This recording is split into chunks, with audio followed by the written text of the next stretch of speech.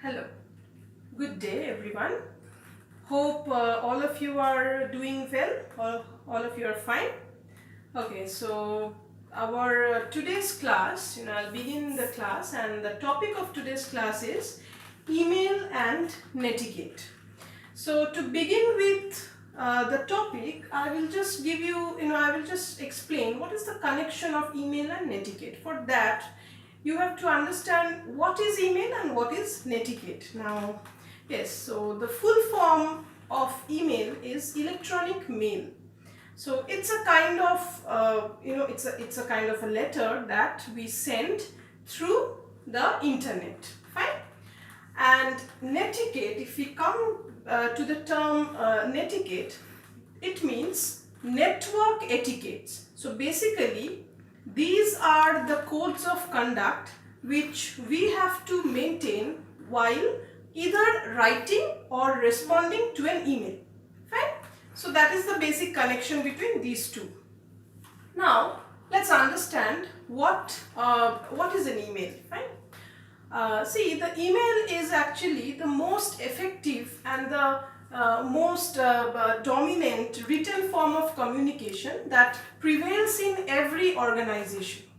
So, anyone who is connected directly to the hierarchical structure of the organization actually can write or respond to numerous emails throughout his or her day.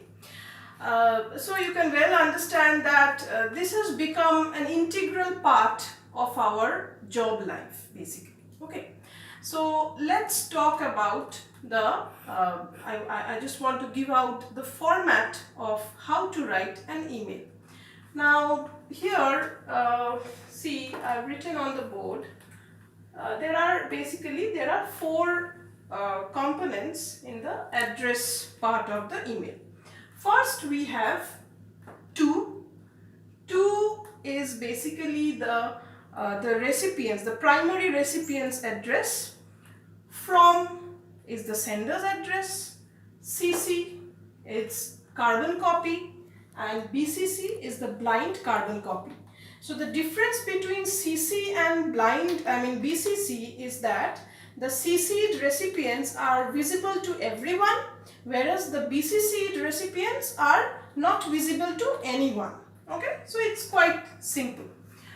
After that, you have the subject line. So I'm coming to the subject line later on. Okay, now let's directly begin with the basic components of following netiquettes while writing an email. The first thing, the basics. Now see, when you are writing an email, there are chances that you get misinterpreted. Your language gets misinterpreted by the reader. So be very careful before clicking on the send button. You have to be very careful, you have to be very cautious before sending your email.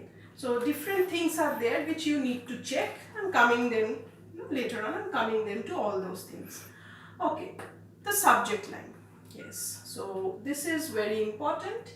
The subject line actually defines the email.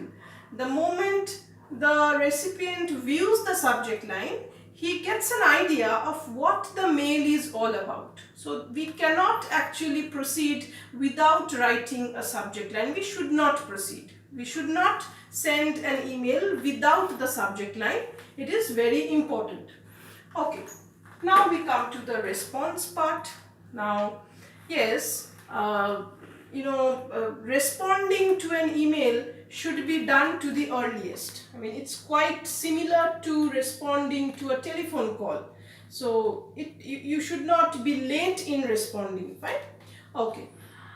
Next thing which you should remember is, you have to be very careful while choosing between the three options. That is, the first one is reply, next is reply to all, and then forward. Okay.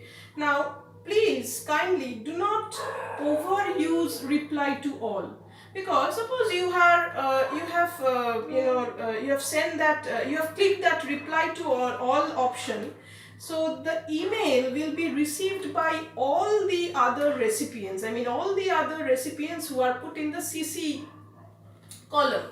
So I mean, there may be recipients who are not directly connected to your response, who do not require your response. So that would be that may cause inconvenience for those recipients. So please choose the proper thing, and please be wise to choose. It depends upon the situation. Okay. So that's about the response part. Now let's come to the tone. Yes, obviously the tone of an email should be positive tone. I mean, who writes an email in the negative tone, right? Unless you are writing a complaint letter, your tone has to be positive. But I mean, even if you are writing a complaint letter, you have to be, you have to maintain an assertive tone, right?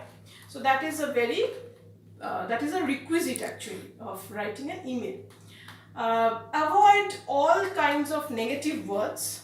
I mean, like words that begin with non, un, these prefixes, which end with less, for example. Okay, these words should be avoided as far as possible. So that is the tone. Okay. Next we come to the content. Now the content is the most important part of the email. This is actually the main body. Yes, we are talking of the main body. So the first and foremost thing which you should remember, your message, your email should be brief. It should be, it should maintain brevity. It should have the clarity of the expression. Your language should be clarified.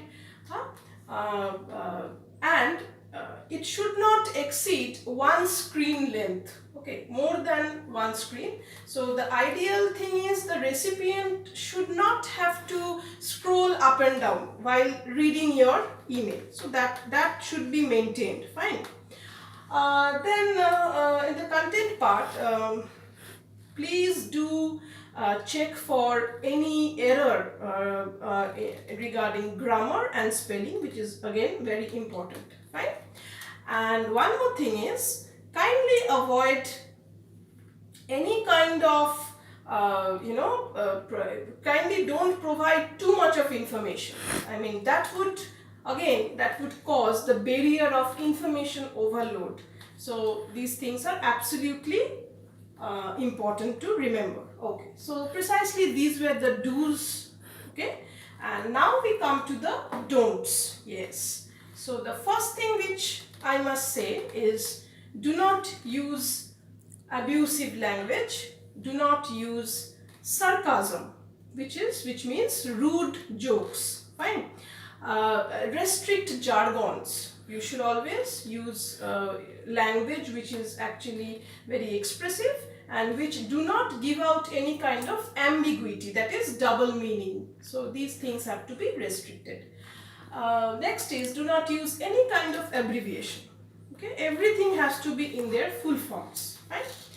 And the last one is, capitalized sentences are to be avoided, because if you write a long sentence which is totally capitalized, that implies shouting over the internet, which should be avoided, which is a strict no-no.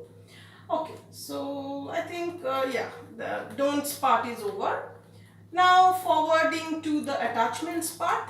When we talk of the attachments, it has to be the PDFs are desirable, because the PDFs ensure compatibility.